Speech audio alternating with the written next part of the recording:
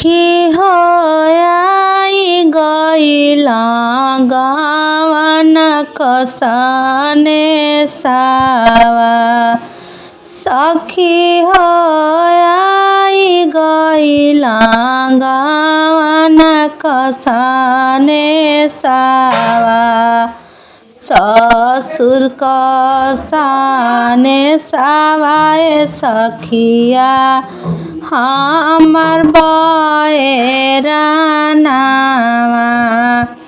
ससुर कसाने सावाए सखिया हमर बयरानावा।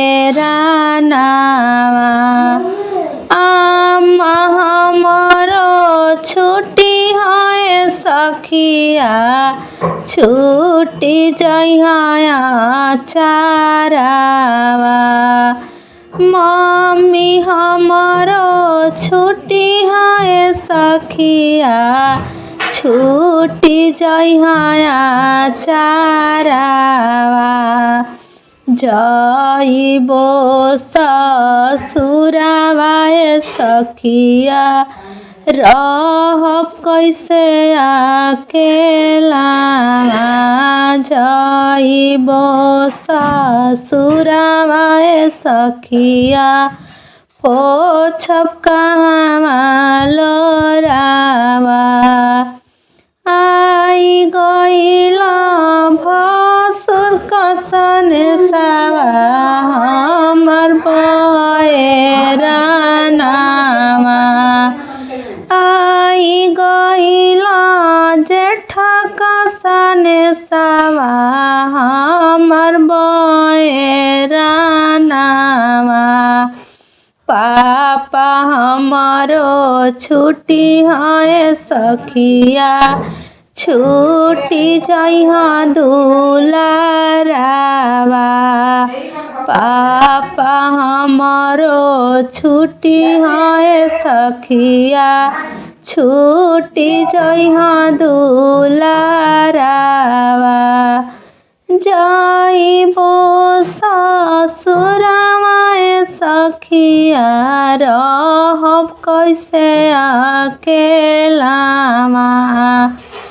आई गइला गवन कसने सावा सने सबयरानावा। आई गइला गवन कसने सावा सने सबयरानावा। आई गइला देवर संदेशावा संदेशावा हमर बयरानावा। भैया हमरो छुट्टी है सखिया छुट्टी जइहा साथावा। भैया हमरो छुट्टी है सखिया छुट्टी जइहा खेलनावा। जइबो ससुरावा सखिया रहब कैसे अकेलावा। केकर संगवा खेलबो सखिया अपन आंगनावा। आई गइला गोतिन कसने सावा सने सावा बयरानावा। भाभी हमारो छुट्टी है सखिया छुट्टी जइहा संगवा। जइबो ससुरावा सखिया रहब कैसे अकेलावा।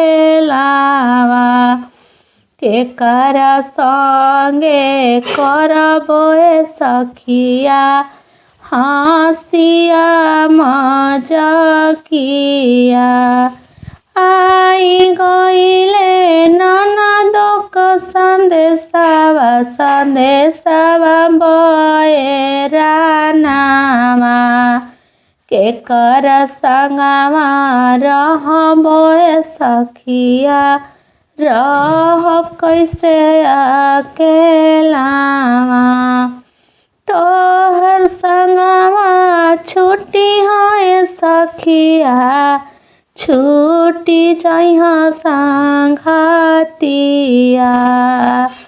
ससुर घरवा रहब कैसे केकर से करब बतिया। आई गइल गवाना कसने सवा बयरानामा। सखी हो आई गइल गवाना संदेशवा। सखी हो आई गइल गवाना संदेशवा।